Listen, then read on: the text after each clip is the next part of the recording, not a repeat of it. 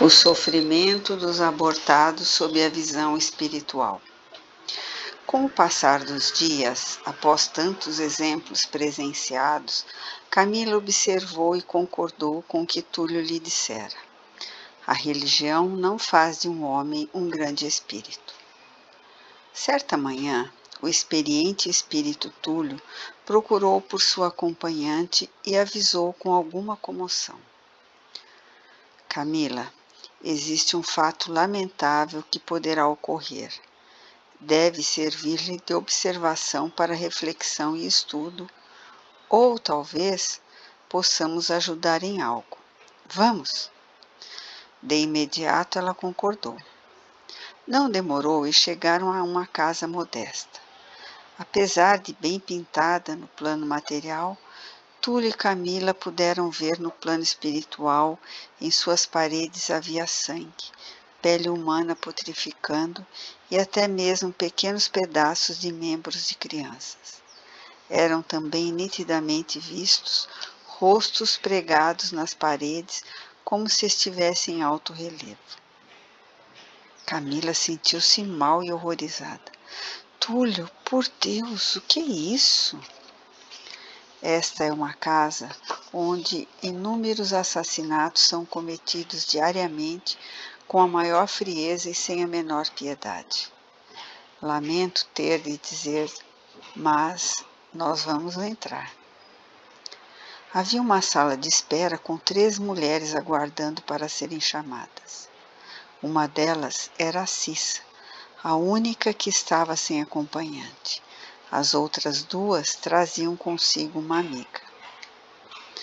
No plano espiritual, cada uma delas tinha equipes de amparadores que tentavam, por todos os meios, convencer-lhes de sair daquele lugar e deixarem nascer o filho que tinha vida dentro delas.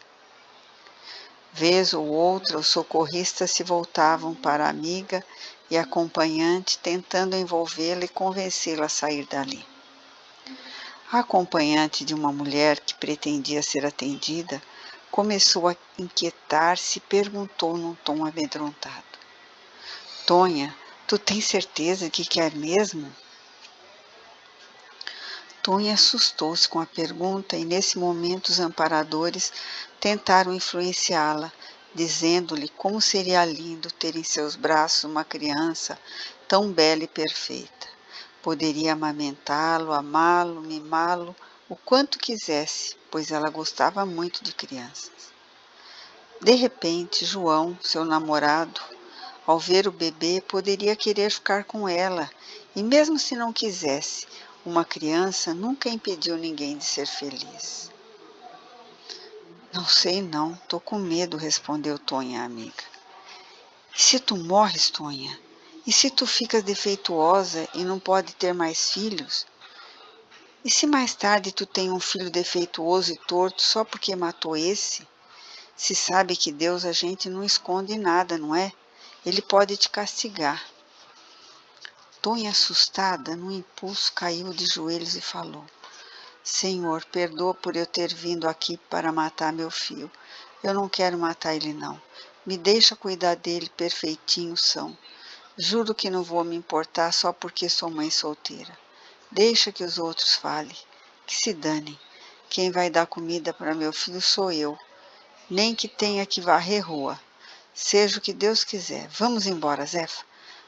Vai ver se Deus te falou no ouvido. Levantando-se às pressas, Tonha agarrou a bolsa, puxou a amiga e saiu quase correndo do local. A equipe que a amparava vibrou de alegria. Alguns choraram emocionados, porém tinham imensa noção de que aquela era somente uma batalha ganha. O grupo se dividiu. Parte seguiu Tonha com a finalidade de ampará-la com pensamentos dignos e apoio para as necessidades materiais, e a outra parte ficou no local, auxiliando os outros colaboradores espirituais que exerciam o mesmo tipo de tarefa com as outras mulheres ali presentes. Por que aqueles trabalhadores espirituais seguiram Tonha? Perguntou Camila. Uma mãe jamais ficará sozinha ou desamparada. Sempre haverá um trabalhador para socorrê-la e sustentá-la, no que for preciso, de acordo com seu merecimento e necessidade. E no caso de ser seu primeiro filho, ela ainda não é mãe? Haverá amparo? Desculpe-me, Camila. Não entendeste ainda que a mulher é mãe no mesmo segundo em que se dá a concepção, não é apenas após o parto. Ele ofereceu meio sorriso generoso, vendo-a refletir. Não demorou e voltaram-se para a Cissa, que perdia seu olhar sem definir o que sentia. A outra mulher assustou-se com a atitude e as palavras de Tonha. Sensibilizada, estava sendo mais fácil dela perceber a vibração e o envolvimento enternecido dos trabalhadores espirituais para que ela deixasse seu filho viver.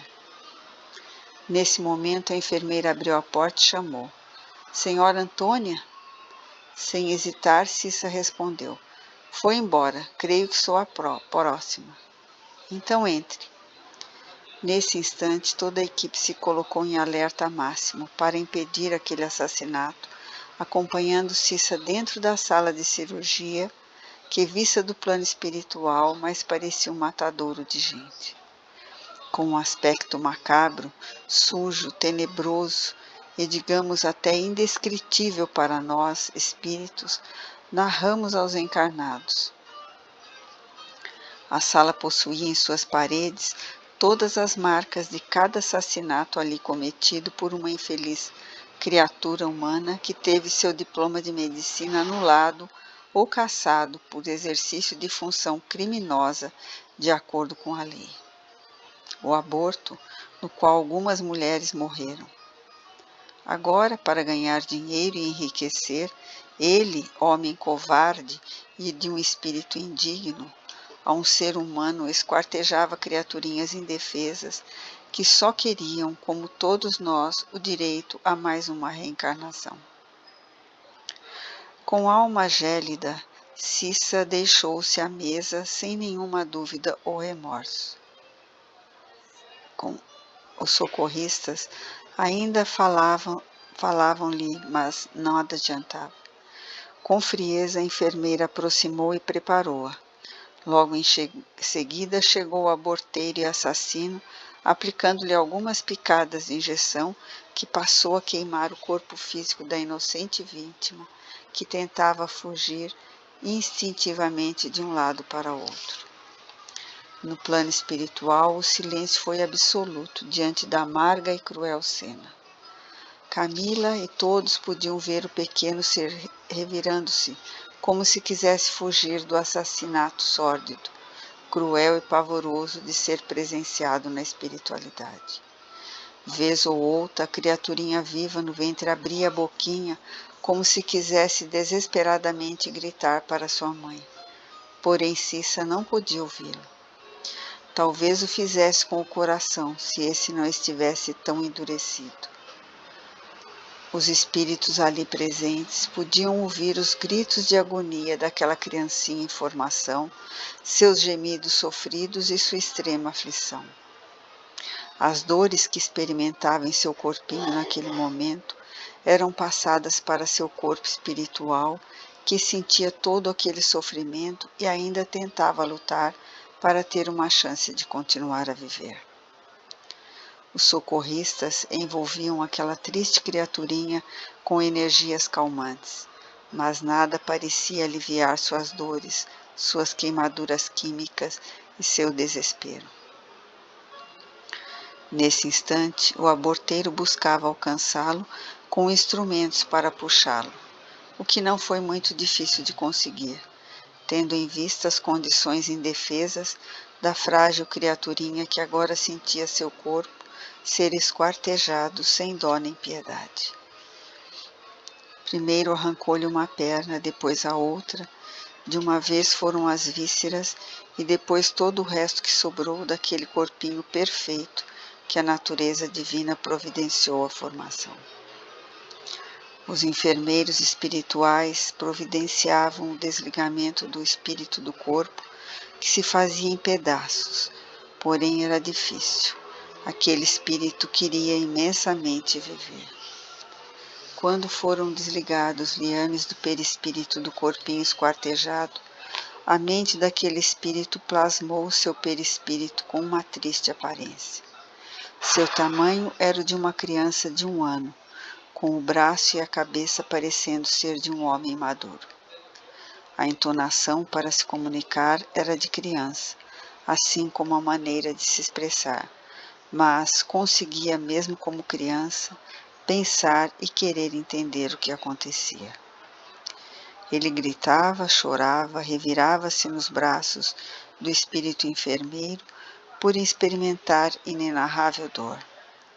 Seu corpinho espiritual esvaía-se em sangue plasmado pelo sofrimento, mostrando em alguns membros os cortes profundos e os desencarnes provocados pelos instrumentos cirúrgicos, além da queimadura química que se distribuía por todo ele. O sangue respingado no chão daquela clínica, junto com alguns pedaços de pele que caíram, ficaram ali como marca de mais um assassinato cometido. E mesmo limpo no plano físico, permaneceriam no plano espiritual. Com a voz de uma criancinha ele falava: Mamãe, eu queria ficar com a senhora. Por que a senhora matou meu corpinho? Eu juro que iria ser muito bonzinho. Não precisava fazer isso comigo, mamãe. Eu não ia dar muito trabalho. Eu só queria nascer. Mãezinha, me ajuda. Isso dói muito. Gemendo, ele foi envolvido amorosamente pelo enfermeiro espiritual e levado para receber os devidos socorros. Camila abraçou Túlio e não suportou, caindo em pranto e soluços compulsivos. Envolvendo-a com extremo carinho, Túlio levou-a para fora da sala de cirurgia. Na sala de espera, a outra mulher começou a corroer-se pelo medo. A todo instante vinham as palavras de Tonha e Zefa, que se faziam vivas em seu pensamento. E se tu mais tarde tens um filho defeituoso e torto, perdoa por eu ter vindo matar meu filho. Às pressas a mulher se levantou, virou-se para a amiga e resolveu: Vamos, Ana, quero ir embora. Mas nada, tenho marido, posso ser dona do meu corpo, mas não sou dona do corpo que está vivendo dentro de mim e quer nascer. Mas tu, eu sei que a situação hoje não está para brincadeira, por isso deveria ter me cuidado antes de engravidar desse. Aliás, não sou só eu que posso me cuidar contra uma gravidez indesejada. Meu marido também tem esse dever. Se estou grávida, não fiquei assim sozinha. Ele colaborou assim como fez com os outros 3. Não vou violentar meu corpo ou mutilar meu filho. Se o Zé não quer ter mais filho, ele que não tenha mais vontade de fazê-lo. Vamos embora e que Deus me ajude. Virando as costas, ela se foi sem nenhuma dúvida. Camila lamentava. Por que as mulheres não pensam assim como essa que acabou de sair daqui? Se soubesse como é horrível o simples fato de pensarem no aborto, se elas soubessem como é grande o sofrimento de uma criatura quando a condenamos a uma morte tão cruel e indefesa. Túlio apertou-lhe o ombro com a destra, provocando-lhe um suave balanço para tentar consolá-la, disse: Se o ser humano encarnado tivesse mesmo que por uma única oportunidade condições de viver com os olhos espirituais o trauma, o sofrimento que ele provoca a um espírito que está passando por um processo de gestação para o reencarne, e subitamente lhe são arrancados braços, pernas, cabeça, pescoço e tórax, por simples egoísmo de casais que não querem ter mais um filho, ou pela mera beleza corpórea das mães, não desejando deformar seus corpos, ou ainda pela falsa moral daqueles que não querem apresentar uma gravidez fora do tempo. Esse ser humano, se tivesse a oportunidade de ver tal assassinato, mudaria sua opinião e teria outra ideia sobre a vida, defendendo o direito de nascer. Esses espíritos, muitas vezes, sofrem por anos e anos das dores, todas as queimaduras que lhe provocaram no momento do seu desencarne através do aborto. Sei de casos de espíritos abortados que ficaram deformados e sentindo dores por mais de 30 anos de receberem ajuda em colônias especializadas no plano espiritual. Tão grande for o sofrimento e o desespero, além do trauma, por sentirem-se rejeitados, que não conseguiam tirar de seus pensamentos aquele momento tão desesperador. Nesses anos todos, foram necessárias inúmeras cirurgias e tratamentos espirituais em colônias apropriadas para recuperar-lhe o perispírito, pois o corpo espiritual deformado sofria com as queimaduras, com as perfurações e com as lacerações, como elas acabassem de ocorrer ou ocorressem a todo momento. Eles sentem dores por todo o corpo, como se a todo instante estivesse sendo cortados aos pedaços, queimado, furado. Esses espíritos não conseguem esquecer tão facilmente o instante cruel, covarde e desumano de seu assassinato, hediondo, assombroso. Inúmeras mulheres, ao desconfiarem de uma gravidez e para não terem peso de consciência, não procuram certificar-se de seu estado através de exames clínicos, e ingerindo inúmeras drogas, chás, remédios considerados abortivos, lavagens intrauterina e muito mais para provocarem a morte de seu filho. Mas a suposta ignorância não a afastará da dor e do remorso futuro. Mesmo sem provas que confirmem a gravidez, se alguém provocar a morte do bebê através de remédios, chás, lavagem, esmagamento por pancadas no abdômen, sem dúvida alguma, essas pessoas acará com as consequências de seus atos. Os remédios e chás ingeridos provocam sofrimentos, queimaduras, asfixia e desespero ao feto, tanto quanto o que é feito em uma clínica abortiva. O remédio bebido queima o corpo do bebê por muito tempo antes de matá-lo. E, como já disse, as dores das queimaduras continuam por longo período. Os chás produzem reações semelhantes, pois mesmo sendo ervas, eles, para matarem o feto, promovem ressecamento da placenta e do cordão umbilical, que é por onde o feto se alimenta e respira. A princípio vem a asfixia e o ressecamento da pele, ocasionando fortíssimas dores. Acredito que a maioria dos encarnados sabe o quanto é triste a dor causada por uma queimadura. Pois bem, é isso que o abortado sente em todo o seu corpo quando está sendo assassinado. Mesmo depois de cortado o laço com o corpo físico, essas dores continuam. Chorosa, Camila perguntou: por que essas mães fazem isso? Será falta de instrução? Em muitos casos não, respondeu Túlio entristecido. Infelizmente, muitas delas não podem justificar a ignorância dos fatos. A grande maioria das religiões prega contra o aborto. O catolicismo é a primeira a se pronunciar a favor do direito da vida durante o estado de gestação. Mas, infelizmente, talvez devido a essas religiões não dizerem exatamente o motivo pelo qual são contra o aborto, as mulheres se dizem no direito de escolherem o que fazer no caso de uma gravidez não planejada. Por que as religiões não dão o verdadeiro motivo pelo qual o aborto é um dos maiores crimes contra o espírito humano? Camila, se alguma religião dissesse que o espírito está ali sofrendo o assassinato, sofrendo com as queimaduras e com as lacerações, que o espírito abortado se desespera ao se ver rejeitado e penará por muito tempo, passando por um sofrimento indescritível, essas religiões estariam dando razão a tudo que o Espiritismo vem divulgando. Poucas religiões ou filosofias confirmam o que a doutrina espírita detalha. Por quê? Porque o Espiritismo teve e tem esses conhecimentos graças às comunicações dos espíritos desencarnados que trazem, através dos médiuns, ao plano material tudo o que se faz necessário saberem para cada vez mais o encarnado errar menos. Se essas religiões admitissem isso, seria como admitir que o Espiritismo tem razão em tudo o que diz. Qual a explicação elas teriam para dar sobre o sofrimento de um abortado, se não fosse através da comunicação de um espírito desencarnado? Eles não podem dizer que o espírito de um abortado sofre muito depois do seu assassinato.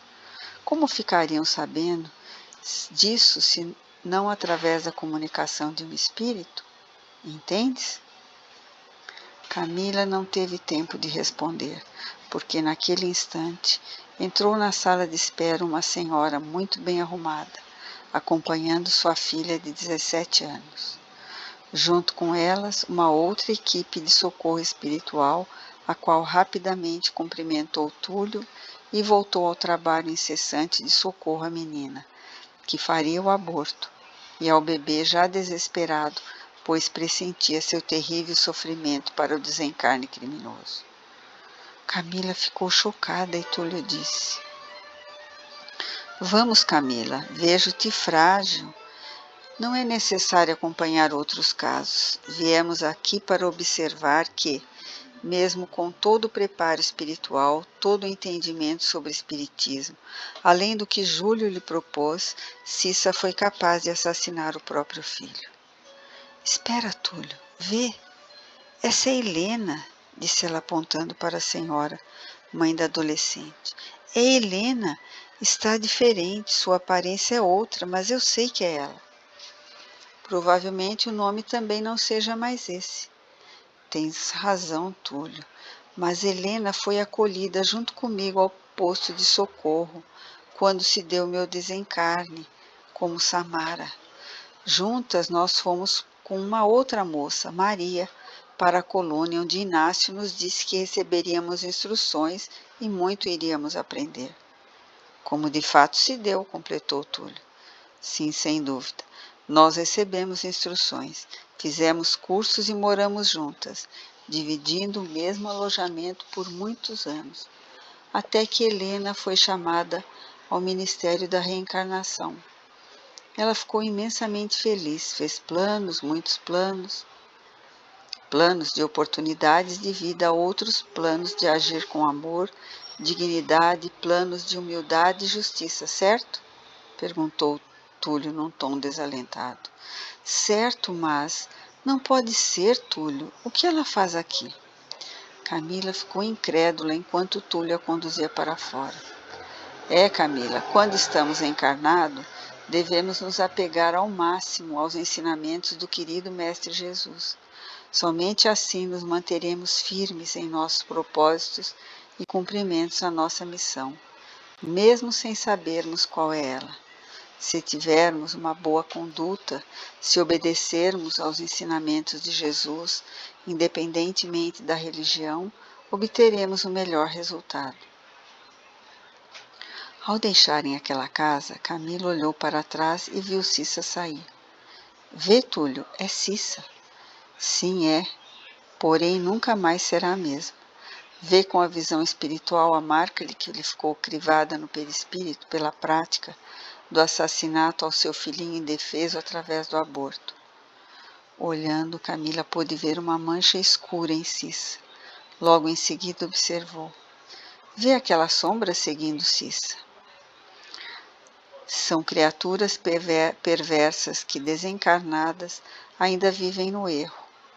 É curioso que, mesmo errantes, esses espíritos, nossos irmãos, não admitem a prática do aborto e perseguem quem o faz, perturbando e obsediando o encarnado, praticante deste crime por toda a sua existência no plano físico e até depois do desencarne.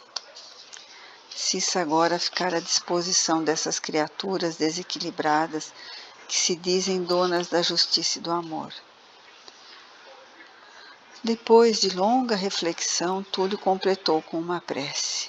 Que o Pai Eterno, dono de grande amor e bondade, tenha piedade de Cissa e daqueles que a cercam, para perturbar-lhe o espírito. Que nossa irmã Cissa possa, através do arrependimento, reconsiderar seu erro e um dia de volta ao amor de Jesus, reparar sua falha o mais breve possível. Túlio quis saber Camila após minutos de silêncio. Uma coisa me deixa intrigada. Quando estamos encarnados, se sofremos um acidente e perdemos muito sangue, logo vem a morte do corpo físico. Mas aqui na espiritualidade, vemos o perispírito esvaindo-se em sangue continuamente, como uma fonte a jorrar. Como é isso? O corpo perispiritual é muito diferente do corpo de carne. Ele é fluídico e causa de sensações, registro de nossa consciência, de nossa moral, e serve até para outras espécies de sofrimento enquanto for necessário. Tanto que a elevação de muitos espíritos nós vemos pela sua luz, ou seja, pela ausência de impregnação em seu perispírito. Alguns encarnados dirão que o perispírito não tem sangue. Sangue, líquido, material próprio do corpo humano. Não tem mesmo, uma vez que suas propriedades são outras. Mas a mente do espírito, conforme o seu grau de evolução, fica presa, ou melhor, só tem como referência de sofrimento as lembranças que pode imaginar no corpo de carne. Assim sendo, muitos espíritos mentalmente plasmam despropositadamente em seus perispíritos o recurso que reconheceu para exibir a agressão, o corte, a dilaceração ou o sofrimento.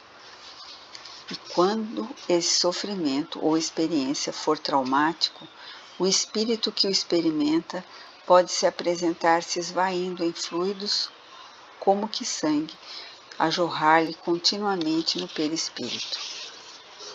Uma das provas da existência da dor e da enfermidade do perispírito ou corpo espiritual pode ser experimentada por algumas pessoas, como por exemplo, quando o membro de um encarnado é amputado, ele continua sentindo dor na região retirada, como se a referida parte de carne doente ainda estivesse ali.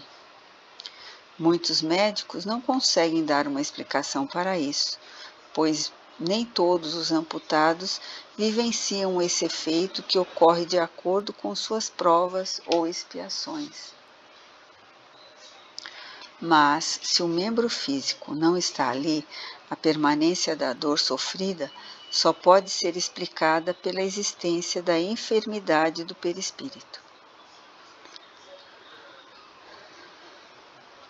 Na época em que se passam esses acontecimentos, poderia ser mais difícil uma autoridade religiosa defender o direito de vida de um embrião ou feto. Hoje eu sei que poucos o fazem em voz de bom tom. No entanto, mais uma vez provado que a religião não faz de um homem um grande espírito, peço licença para contar o que tive imenso prazer de presenciar na espiritualidade. Em 1994, em Washington, Estados Unidos da América do Norte, milhares de pessoas se reuniram para assistir a uma grandiosa entidade espiritual na época encarnada.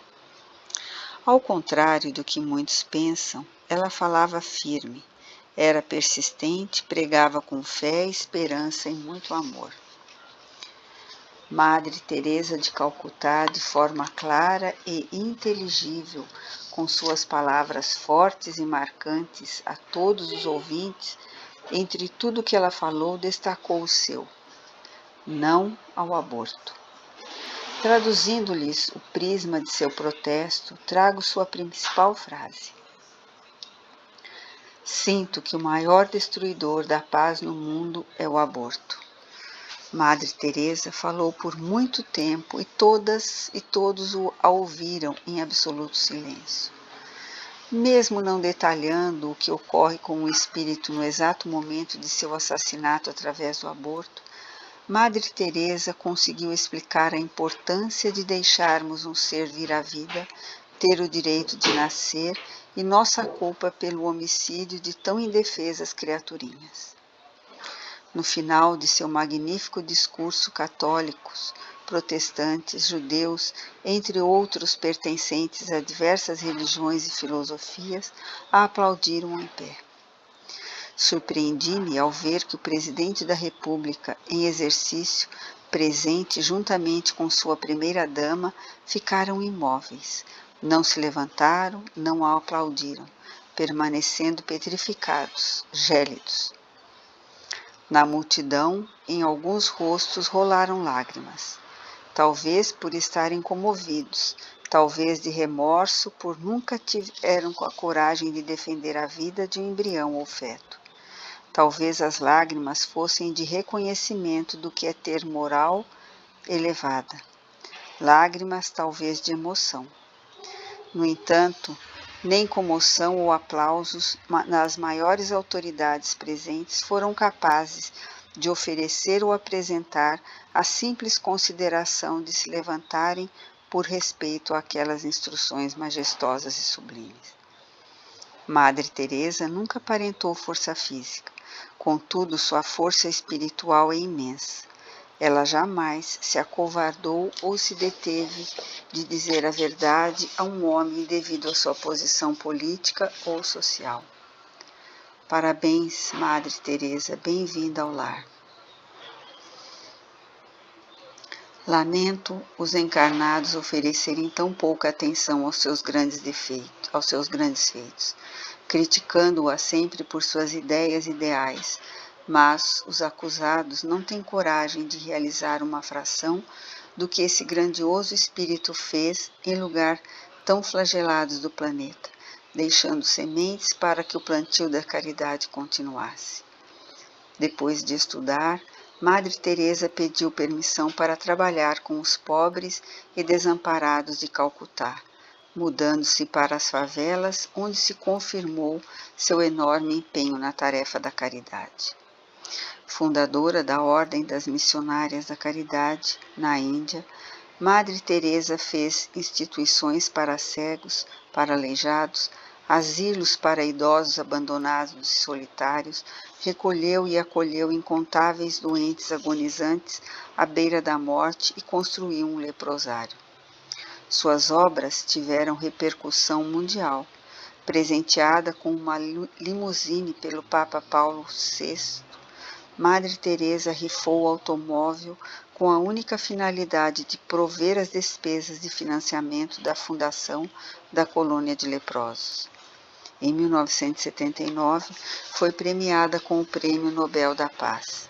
Sua congregação, Ordem das Missionárias da Caridade, já existe em vários países e é subordinada somente ao Papa.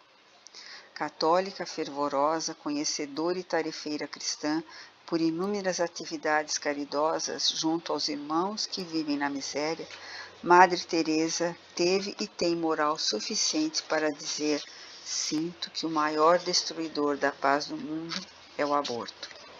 É lamentável a não reflexão sobre esse assunto por ocasião de seu desencarne, pois quem ocupará o seu lugar nas tarefas de socorro de encarnado para encarnado? Lembremos que a ajuda material e financeira mantida à distância é louvável, porém é mais fácil. Dificilmente tem-se encarnado um espírito tão grandioso, disposto e abnegado a trabalhos tão nobres de caridade como o da Madre, independente de sua religião. No Brasil, o ilustre e elevado espírito de Irmã Dulce, católica reconhecida por sua árdua dedicação à caridade, criadora e dirigente de fundação de obras assistenciais, provedora de orfanato e hospital em Salvador, na Bahia, e tantos outros trabalhos misericordiosos realizados em favelas ou lugares que ninguém ousava chegar. Mesmo com a saúde considerada imensamente frágil, debilitada e impossibilitada sob a ótica médica, sua lista de tarefas no campo da caridade é imensa, sempre pregando a fé, oferecendo esperança e muito amor. É uma das coisas que a doce Irmã Dulce apoiava em suas ternas palavras de amor. Era: deixe o seu filho nascer. Os encarnados não deram atenção a esses desencarnes, porém, podem sentir muito a falta de criaturas divinas como essas, sem nem mesmo saberem por quê ou do que. Queira Deus que os trabalhadores fiéis e abnegados deem continuidade a essas tarefas. Que Jesus os proteja.